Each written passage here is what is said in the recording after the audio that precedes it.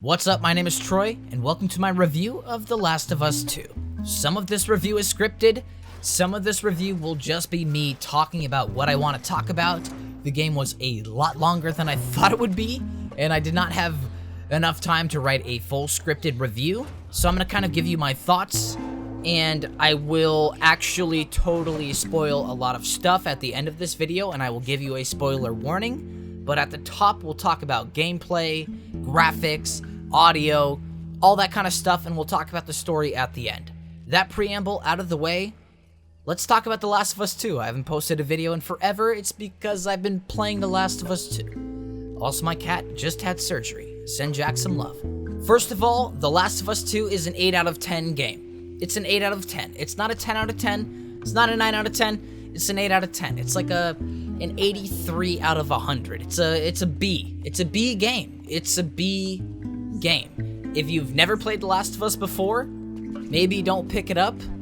If you have played The Last of Us before, you have to play it. You have to play it. It is a good game. I'm just gonna throw the score off the bat right at the top. 8 out of 10, good game. So The Last of Us 2 has released on PS4 to quite a divisive reaction. Today I will give you guys my spoiler-free until the end of the video thoughts on the gameplay, graphics, sound, and story of Naughty Dog's newest third-person action-adventure game. The Last of Us Part 2 follows Ellie from the first game as well as a new playable character called Abby, which is very important to the end of the game, and I will talk about that a little bit later. And basically, the story follows Ellie as she embarks on a revenge-filled mission from Wyoming to Seattle. I'm not going to explain why she goes from Wyoming to Seattle, but you probably know why by now. You probably know why. So the gameplay itself feels very similar to the first game.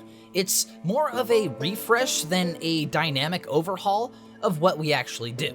Most of your time will be spent walking, shooting, looting, crafting, or talking. I mean, it's a Naughty Dog game.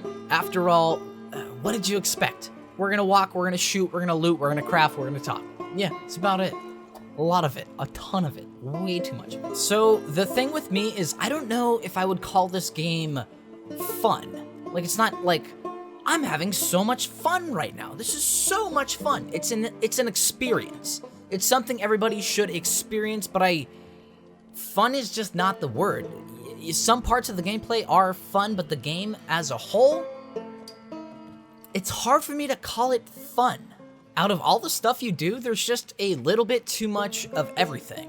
While The Last of Us 1 was very streamlined and not an open world game, this sequel basically tries to make it open world, and it ends up kind of clogging the game with a lot of gathering and crafting and slow walking a game that probably could have been 19 hours long, if that makes sense. There's just a little bit too much of everything that it starts to feel repetitive in the actual game loop.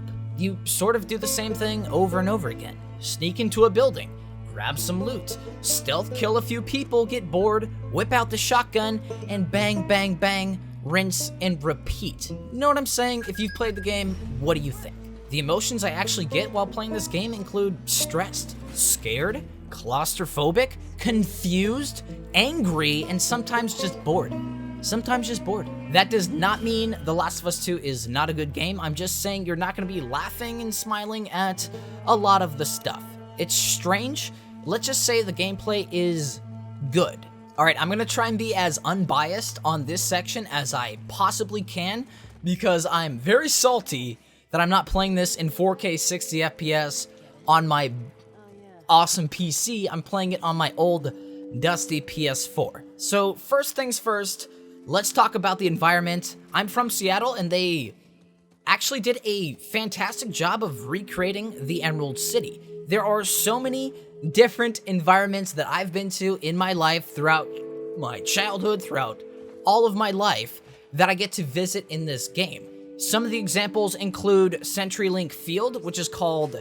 They changed all the names in the game. CenturyLink Field is now called Soundview Stadium, and the Seattle Seahawks are now the Seattle Soundview Sharks. Also, the Paramount Theater, that's called the Pinnacle Theater. They kind of... they are inspired by Seattle, but they do a sort of mishmash job of actually recreating it. One of my big gripes is that the environment is really cramped. Like, Washington State, if you've ever been here, is very big, very open. There's not a ton of people, and it's just trees and happiness and everything, green everywhere.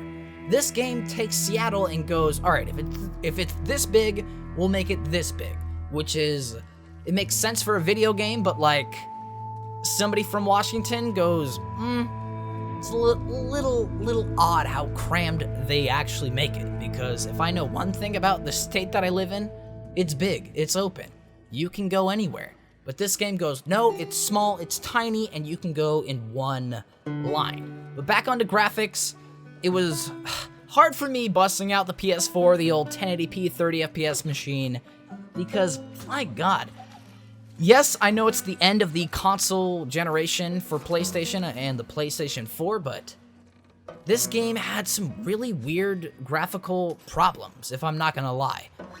If you have played this game on, let's say, a Samsung 4K TV, you can't use HDR because it's just grainy and dark and weird, and if you record in that, it looks super odd. So I apologize if some of my footage is from later in the game. I started playing this game with HDR on, and all the footage just looked terrible, so I have like middle of the game footage. Anyways, HDR is busted if you have a Samsung TV, because Sony and Samsung are just competitors, and why would Sony test their game and their console on a Samsung TV? They just wouldn't. They really just wouldn't. So, back to graphics. The flickering, it's very annoying, but that's basically a Samsung problem. Turn off HDR on that. The loading screens. My god. If you guys understand why Microsoft and Sony are going so hardcore on the SSDs of the new consoles, because the loading times on the PS4, I'm playing on a normal PS4. Normal, basic PS4, bought it for Uncharted 4, played Spider-Man, now I'm playing this. I played 3 games. Mine runs fine. And everybody's talking about the noise their PS4 is making while playing this game. All the PS4 Pro people. But anybody who bought a PS4 for like 2 games, it still runs great. But the load times are just horrible. They're so bad. They're really bad. They're so bad that like Naughty Dog will skip sections of this game just because they just don't want to load it. Anyways, back to the graphics. It looks pretty good. They do a nice job of recreating these locations in Seattle very well. They even get like stuff like the signs, like a bus sign, a bus stop, the color of our buses, our delivery trucks, all sorts of stuff like that. They nail absolutely perfectly for a developer that has only like been to Seattle about 3 times. They do a good job about it. Problems. Last problem is the faces in this game. Is it just me? Is it just me? And can the camera focus, please? Thank you.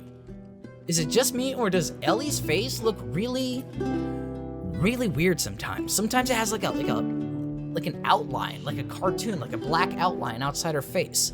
And the animations, the facial expressions, they're all beautiful in the cutscenes, but like I will notice whenever they're talking inside like a actual gameplay level, while they're saying stuff and like changing their emotions, their face will go from like to like really quickly. Like it's kind of odd, and you can sort of tell that the PS4 is just at the end of its life cycle, because it totally is. All right, that's enough about graphics. Let's talk about sound. The sound design in this game is a little bit odd. I feel like it's quiet for 80% of the game, and then when you expect it to be loud, it's way too loud. And I have experimented with all of the sound design settings in this game. Literally, they have a home theater setting, they have a high dynamic range setting, which basically means the quiet parts will be really quiet and the loud parts will be really loud. I've experimented with all of that, and basically the dialogue from the characters is so low. It's so low. Just throughout all of the gameplay, and then when you whip out a shotgun, you're like blinded, or not blinded, you're deafened by the massive amounts of sound the game pumps into you really quick. Also, onto music. The music in this game, yes, it's good. It's really awesome. It's just like the first game, beautiful Spanish guitar, just little strums, and the way they teach Ellie how to play the guitar throughout the game. I love the guitar bits so much. I might make a video just on that. Music is good. My only gripe about it is they don't play it enough. They don't play it enough. In games like, let's reference The Witcher. When you're going around and you're doing the tedious stuff, they'll play music to kind of keep your brain entertained. The Last of Us 2 only plays music when something important is about to happen or you're about to get into like a combat situation. If that makes sense. Of course it makes sense. I laid it out very well. All right. Besides that, let's talk about leveling up. Okay, leveling up, this game will make you sidetrack, go look around a stupid corner that you can obviously tell is not the right way to go. The way this game works is like, it'll guide you with a light. Be like, go this way, right? Go. Or sometimes it doesn't do that very well. This game is actually not very good at guiding. But when you actually have figured out the right way to go, you'll have to stop and be like, all right, let me look around for some isopropyl alcohol. Let me look around for a cloth. Let me look around for some scissors or some tape so I can make a bow. The crafting, I like the crafting and I'm good at it, but like simpler gamers who are just used to picking up ammo and stuff like that are not gonna want to do all this crafting. And there's a lot of gathering, a lot of crafting, and I feel like that takes up, I want to say walking, gathering, and crafting take up about 55% of this game. Shooting, traversing, and talking take up about 45%. The game feels a lot more slow-paced than the last one, definitely. And can we talk a little bit about guidance? Anybody who's played this game, did you get into like countless moments where you go, all right, I think I'm in the right spot, but I have no idea of where to go next? I feel like this game, besides guiding people with lights, is really bad about guiding you on where you're supposed to go next. It kind of goes, I don't know, you figure it out. Figure it out. It does that a lot. Am I the only one that thinks that? Like, I got stuck in weird places, and I don't like getting stuck in story games because I'm literally here for the story. I want to learn about these characters, what happens, how they evolve. I don't want to get stuck, like, trying to find the right window to crawl through. Camera, focus. Focus. All right. We are now at the part of the video where I will be spoiling stuff, so if you have not played the game or have not beaten the game or you don't care about spoilers, I would recommend you like the video, check out some of my other videos, and stop watching here. If you have beaten the game, I want this to be a little section for us to talk. Please comment whatever you want in the comments. I will try and make it a spoiler-free warning. But I have to talk about the story. I have to. It's like reviewing this game without talking about the story. It's like this isn't even a review about if you should buy it or not. This is like us boys discussing if we like the game or not. Am I right? Can we talk about Abby? Can we talk about Joel? Can we talk about Ellie? Is that fine? Can we talk about Dina and Jesse? Maybe Tommy? That's your warning. All right, time to talk about the story. Yes, it obviously starts in Wyoming with Joel and Ellie not being on the right terms. Ellie becomes a lesbian with Dina. We'll talk about my dad's complaints a little bit later. Maybe we won't. The whole Ellie versus Abby gameplay split. Basically, you play as Ellie for, I want to say, 40% of the game, and then you play as Abby for 60% of the game. So, technically, Ellie is the protagonist and Abby is the villain, but they will kind of switch back in between those mindsets throughout the game because you play as both of them so much. So, kind of, once Ellie is done with her whole Seattle spree to get to what I want to call the first end of the game, this game has like 10 chances to end, they kind of get to this, and then the game goes, all right, the game's over right here. We're going to end the game. Just kidding. Here's 5 hours of gameplay where you now play as the villain of the game.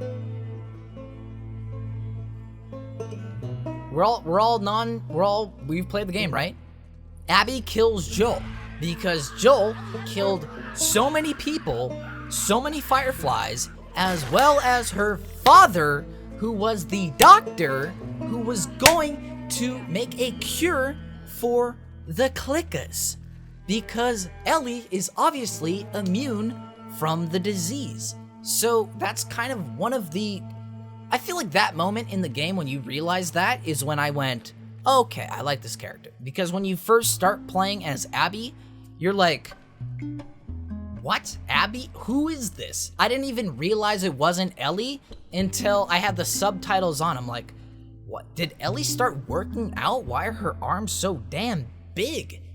Damn, Abby's arms in this game are huge. I should start doing more push-ups because of Abby. But I just want to say I think I like the story. For the first 30% of the game, I hated the story. I was mad about it. It was slow. Getting to Seattle was weird. Once you got to... You time travel to Seattle. You also time travel to Santa Barbara. There's so many plot holes and stuff that bothered me. But in the end, when I finished the game, what was I doing? I sat back and I went, Naughty Dog. All right.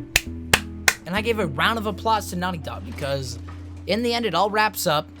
All the stuff that I complained about in the beginning of the game all be literally exactly their plan. Everything that I was complaining about at the start of the game all wrapped into the ending, and I feel like it was good. It was a good game. It was a good game.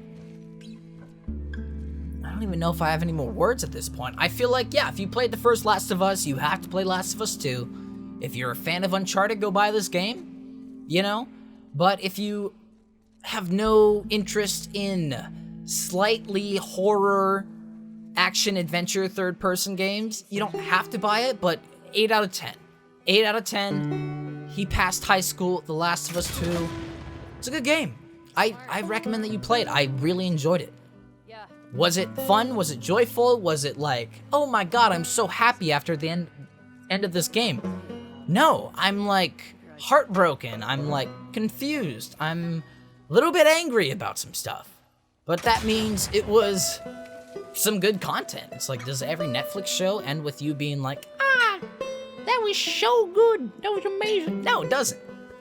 And I feel like this is one of the best video games and probably one of the best movies. This game's a movie. This game's a movie. One of the best games that I've ever played on PlayStation, and I feel like Naughty Dog did a really good job. 8 out of 10. 83 out of 100. Go play The Last of Us 2 if you like Naughty Dog games, pretty much. Love me some Naughty Dog. They're like my third favorite developer. CD Projekt Red, BioWare, Naughty Dog. I had to play this. Sorry I have not made videos this entire week. It's so hard recording on the PlayStation. Thank you for watching the video. Leave a like, share this on Twitter or something, and have a good one. That was my review of The Last of Us 2. Peace.